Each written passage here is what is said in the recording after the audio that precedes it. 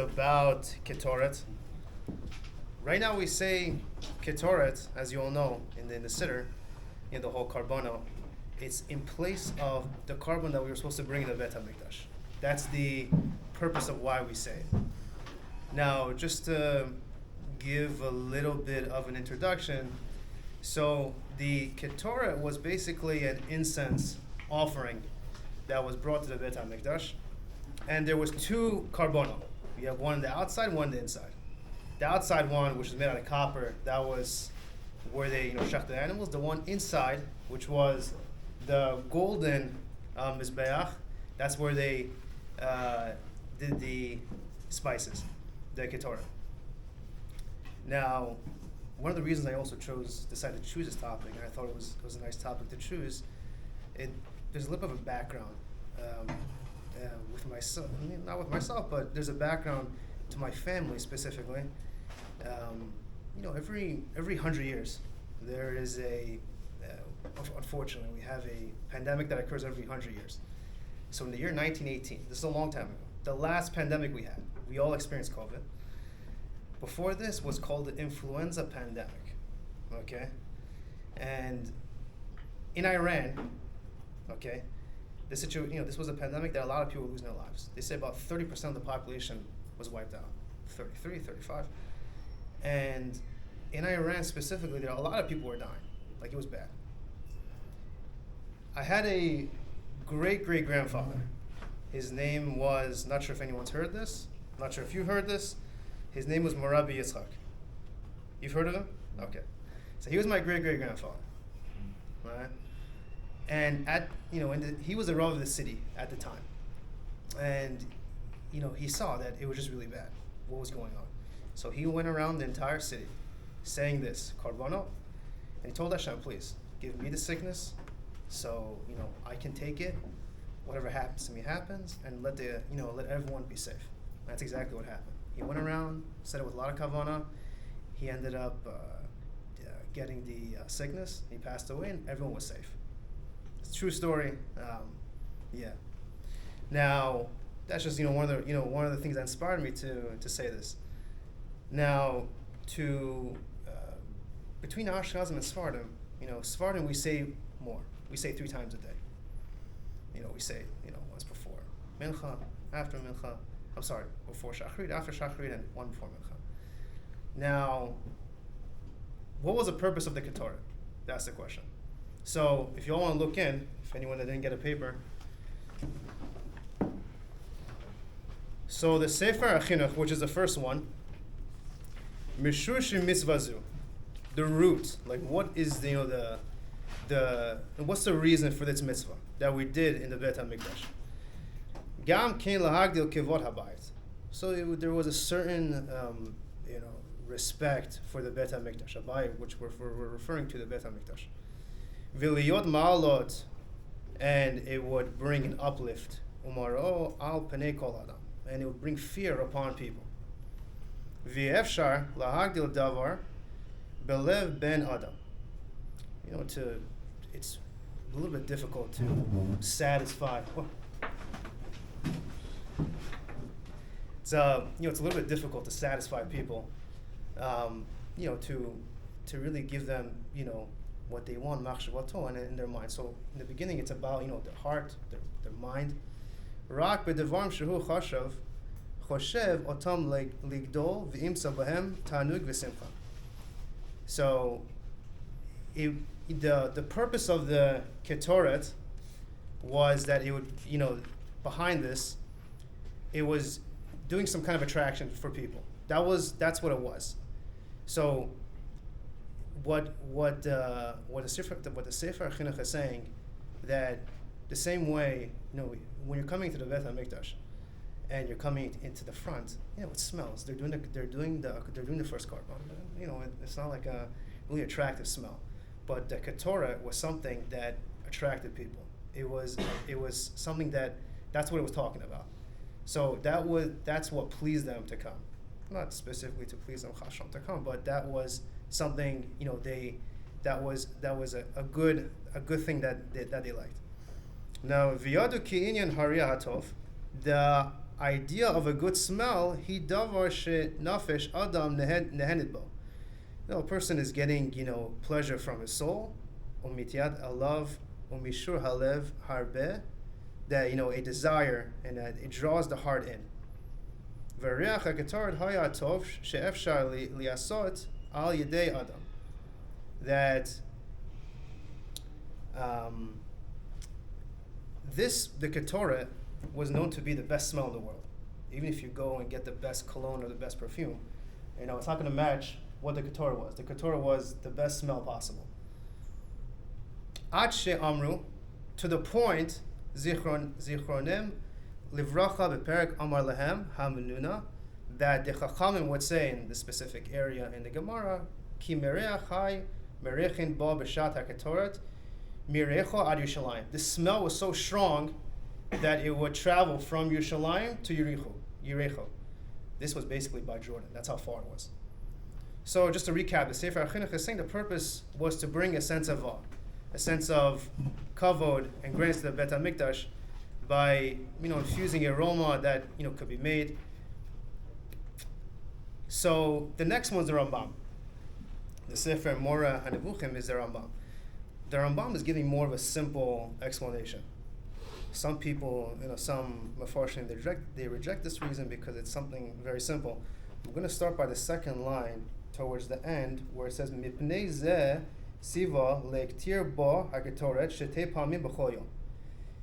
So before I translate this, again, when people came to the Bet HaMikdash, it smelled. So the Rambam is saying the reason why we do the Haketoret is that the reason why that we do the Haketoret was to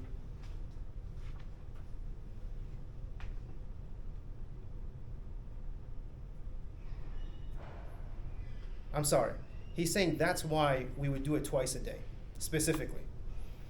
Ubaboker ben harbayim, once in the morning and once in the evening. Le'tiv reach v'reach bigdo kol avdei bo. That even the clothes of the Kohanim would smell good because they're always, shechting. So that's what the Rambam is saying. So again, the Rambam, just to recap, he says the purpose of the Haketoret was just to take away the bad smell and bring in a good smell. Okay. Now, the Sefer Ta'am Ya Mitzvah, the Rikanti, he was one of the Rishonim. He says, Ta'am Mitzvazu. The purpose of the mitzvah, Kedei Lekesher Rison Ha'elyon B'tachton, that it would somehow bring a connection between this world and the next world.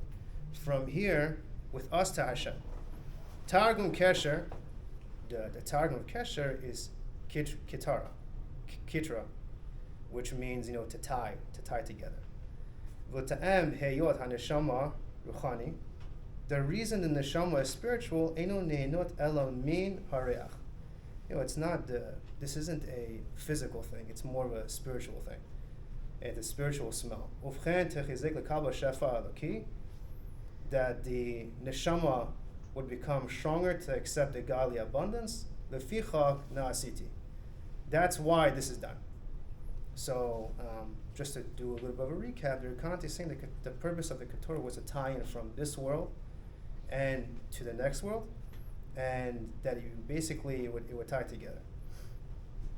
Now, Kitra, again, the word Kitra is Aramaic, just to point that out. Now, Kitra means Kesher? Yeah, just in Aramaic. It means like time, and that's why it's called Pitum. Exactly. Now the next one is the Radvaz. This one I'm gonna talk about a little bit outside because it is a little bit tough. Now the first two, the Sefer Chinuch and the Rambam, these were more simple reasons. But the one that I just read and the Radvaz, it's more in depth. You're talking about the Rizal, more Kabbalah, that plays in. So the Radvaz is basically just to explain outside. He's saying that the purpose of the Haketoret was to push away, bad forces, the Satan.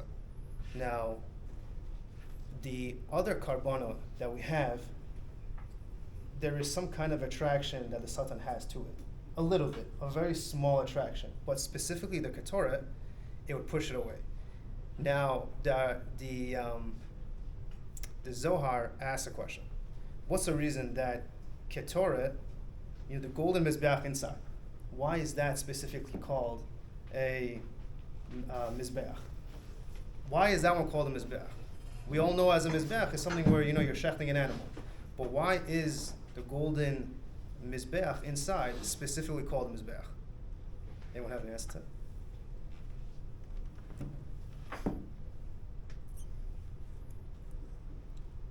Why was the golden mizbeach? Why was it called mizbeach? Yeah. Normally we all know a mizbeach, right? The one outside and everything else. A mizbeach is something where you're shechting an animal. It's a korban, it's a sacrifice. But the one inside, the golden mizbeach, where you're doing the Haketoret, we're calling it a mizbeach. The Zohar is asking, what's the reason behind it? So the answer is, we are sacrificing. We're sacrificing the negative forces.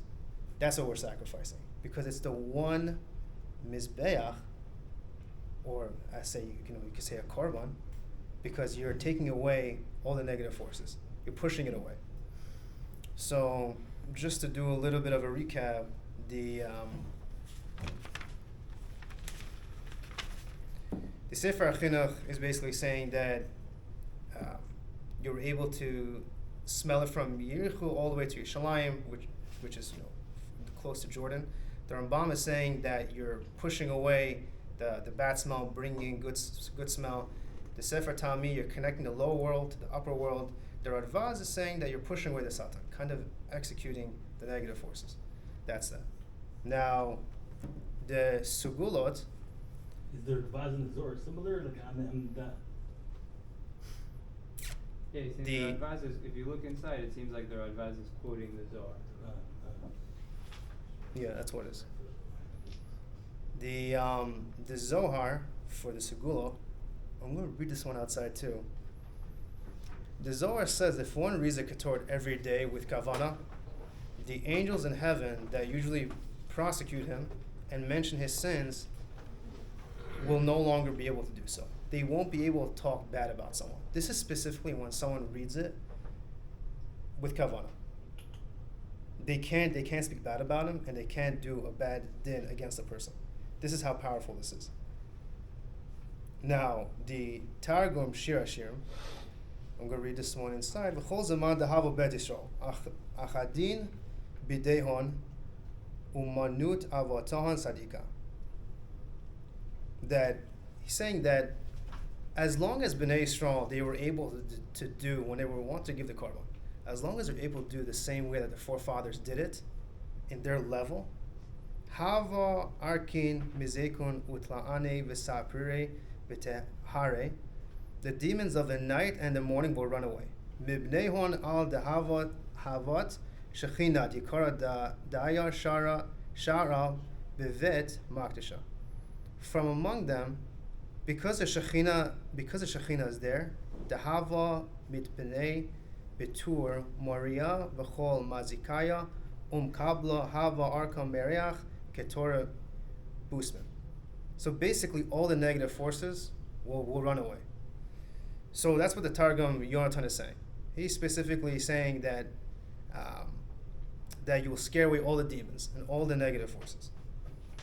Now the Zohar, the next one, I'm going to read this one also outside because it's a little bit challenging to explain it inside. I'll read it. I'll try to read it. Amar Rabbi Shimon, b'nei nasha hava yadi kama le ihu uvada dikatara kame kedusha berichu have natli kol mila mine v'have slek la atara al rishayu kagatar de hiva. He's saying that if a person only knew how special the Haketoret was to Hashem, he would take every word and adorn it like a golden crown. So think about that. How special this is.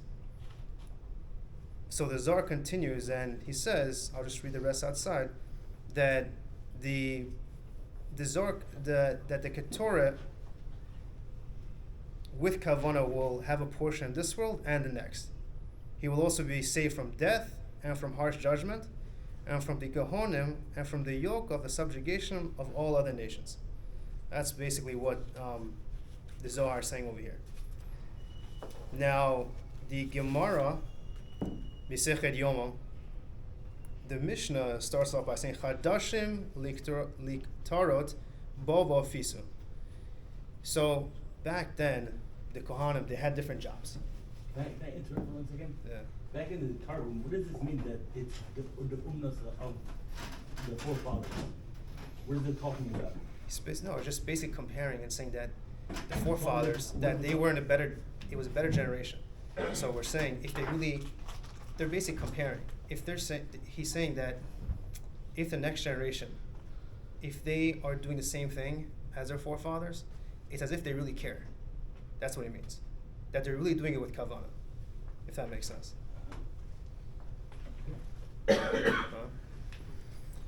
So the Gemara Masechah Yom is saying, so back then, the Kohanim had different jobs.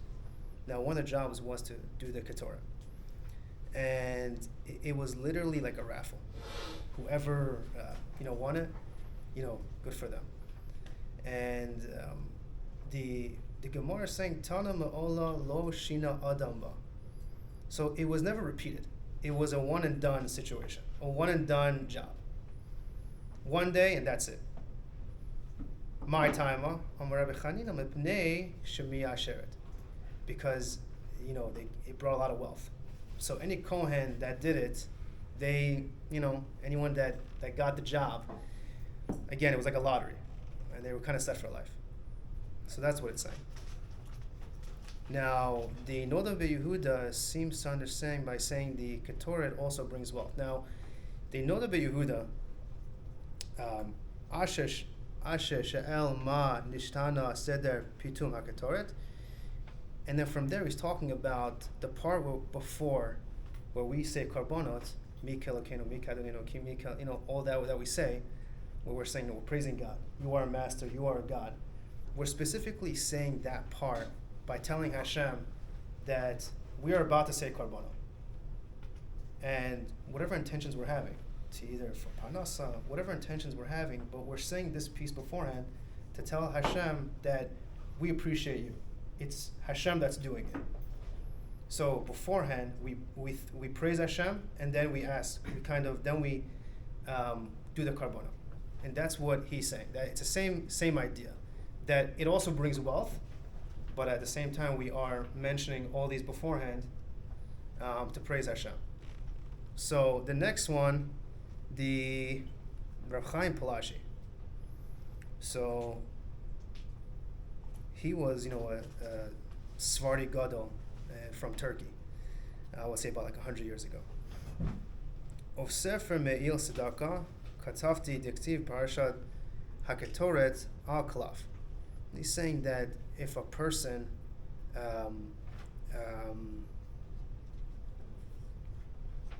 he's also talking about Parnasa.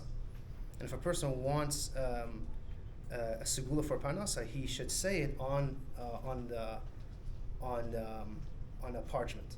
See, some people in Shul that you see, they have that little book, that little parchment book, especially the older people.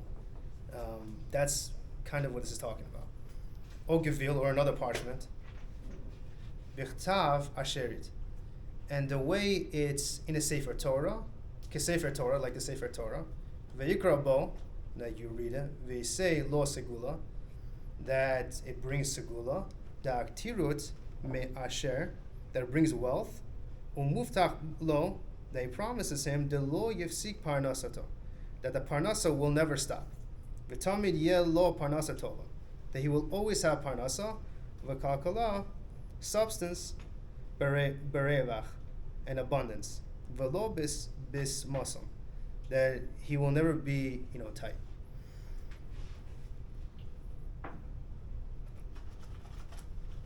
So that's what Rav Chaim Palashi is saying. That again, that just to do a little recap, that reading the Haketoret from a parchment is segula for Parnasa, and it will promise Parnasa. Okay. Now the Ramosha Sternbach, which is the last one, Asot v'segulot lagia leiron. That if a person wants to have kids, I don't like saying it the word that it's saying. I know it sounds a little corny, but if a person wants to have kids, Misad Habariu, that this is talking specifically about the husband. Viktav al Kalav Parashat Haketoret im kol habraita. He should write it on a parchment, and he should read it with all the braita. He should have it on. Vayomar ba'pi b'yom, twice a day. Vayikra ha'mikra b'nei not v'simon, and with the trups and all that comes with it. Dafka v'chol habraita yomar b'mitinot. He should say with patience and word by word. So just to do a little recap of everything we just read. So number one, from the beginning, from the Segula, the angels will not be able to mention his sins in Shemayim, and this is specifically when a person has kavanah. Number two, scares away demons and negative forces. We'll have a portion in this world and the next world, safe from death, safe from harsh judgment, safe from Gehonim, safe from subjugation and all other nations. Parnasa, a childless couple, to have children. Something I should have mentioned outside was also I would say, scares away our enemies too. That's part of it as well. And our prayers to be accepted. So that's that. And then I have, just want to discuss. So I want to just translate the Tana Rabbanan that we say every day in the Karbono. So Tana Rabbanan, Pitum Haketoret Kesad. The rabbis taught what is the process of the preparation of the Ketoret. Shalosh Miovish Shim Ushmana Manim Hayuva. There were 368 units called a maneh in the yearly supply of the Ketoret. This comes to about a little under 390 pounds of spices per year. That's what it's referring to. Shalosh miyov v'shishim v'chamisha keminyan yamot hachama mana b'choya machza ba'boker machza ba'erev. Out of the 368 units, 365 were for the days of the solar year. Half of a mana would be brought in the morning, and half of a mana would be brought in the evening. This comes out to a little over a pound per day. Half a pound in the morning and half a pound in the evening. The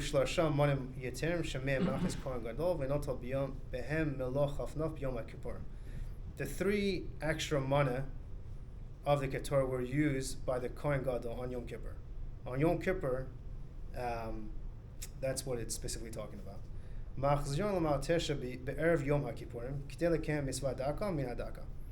These extra 3 mana that were used on Yom Kippur were reground on Erev Yom Kippur, because the Ketorah used the Yom Kippur needs to be a very finely ground. Va'achad asar samnim hayuva ve'elohen. So these are the following 11 spices that were in the Ketorah. Hasari, some say this comes from a bark tree. Vasiporan, Rashi writes this is a smooth type of grass. Vechalvana, this is like a bad smelling spice that comes with the sap of a certain tree. And the reason why we're bringing in something that doesn't smell so good is to show that all Jews, even the ones that do not live a Torah life and mitzvah, should be included in our fast and tefillah. Vechelbana, these spices also come from a sap of a tree. Mishka shivim mana, they would take about 70 mana from each of the 4 spices, totaling 280 of the 368 mana in the yearly supply of the Ketorah. More, the Rambam writes that this is a congealed blood of a certain animal in India. Uxia, this is the root of a certain herb that has a pleasant aroma when burnt. Veshibo and nerd, this is a spice that looks similar to a stalk of wheat. Vikarkom, this is a spice that is used to give a golden color, and it's expensive. Some explain it's saffron. Mishka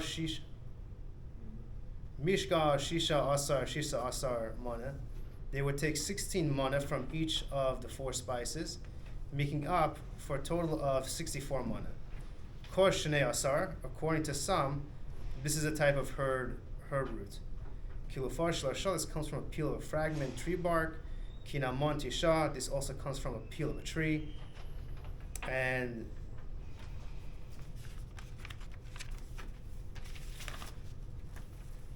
Bori karshan tisha kabin.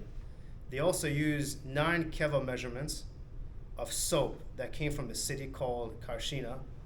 It was not mixed into the Haketoret, it was used to clean the saffron. Yen kafresin sin talat v'kablin tilata. They also use a strong wine from a place called Kafresin. V'im lo masa yen kafresin mevi chamar chevaratik. If this wine was not accessible, they would use aged white wine. Melach sodamim rova. They would bring a quarter of a keva of salt from the Dead Sea. Ma'ala ashan kol shehu. In addition to 11 spices and the salt, they would bring a grass known as ma'ala ashan. The purpose of the grass was not to add to the fragrance. This grass had a special property that would cause the other spices not to be burnt immediately, but instant to burn slowly. It would also cause the smoke to rise and in a straight pillar, and it would not be moved by the wind. They only needed the animal amount of this. Rabbi Natan Hamavli Omer, Av Kifad Hayarden Koshi. Rav Natan, he says that they would also include minimal amount of a type of flower, of herb, which grew by the Jordan River.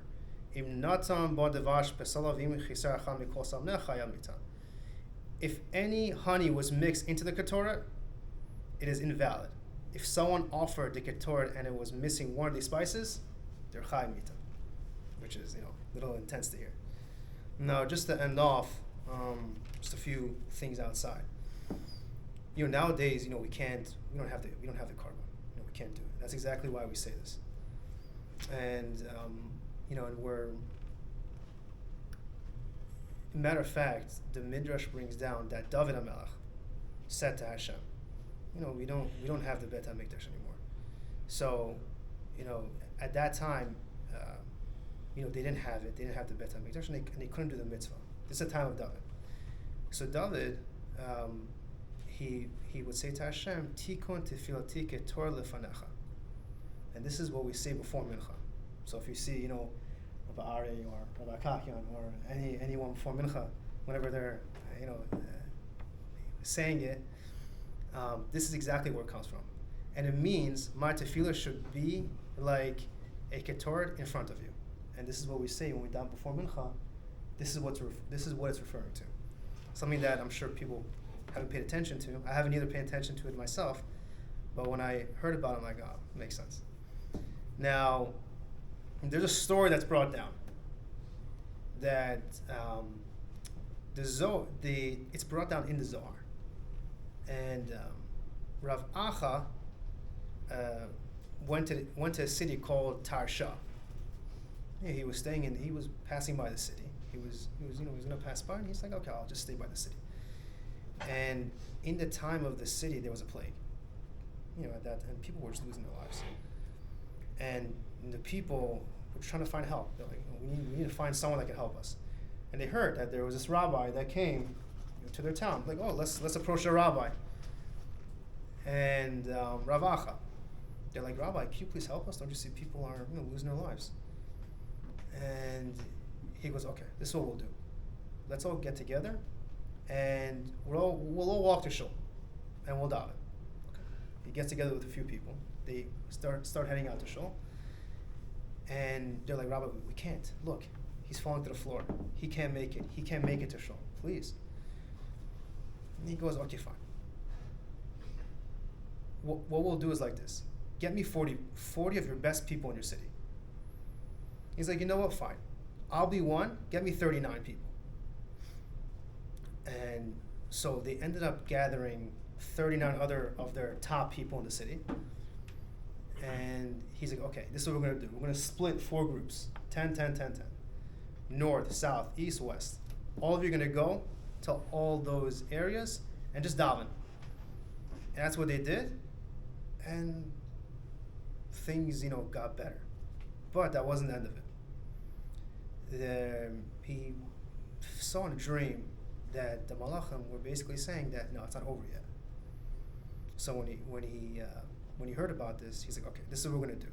He told the people in the city. But there are 3 pasukim that we're going to say. I don't have the pasuk in front of me. But these were the 3 pasukim that Moshe and Aaron said when they were also going through their situation. People were also not feeling well, and people were losing their lives. And Aaron went and said these 3 pasukim. He ended up, Rav Acha, he ended up saying these pasukim, and that was it. And this is kind of referring to the Haketoret, what was going on.